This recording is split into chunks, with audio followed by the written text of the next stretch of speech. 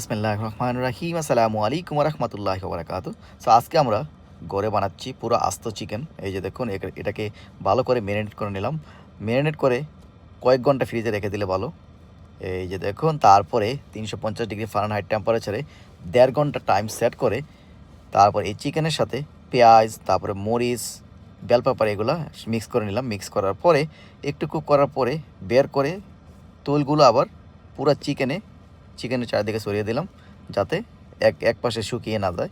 So এটা এগুলো করলে শুকনো শুকনো শুকনো বাবার থাকবে না, ভিজা ভিজা থাকবে, জুসি থাকবে। এই যে দেখুন 1.5 ঘন্টা পরে আমাদের চিকেন হয়ে গেছে, এই যে ওয়েল কুকড।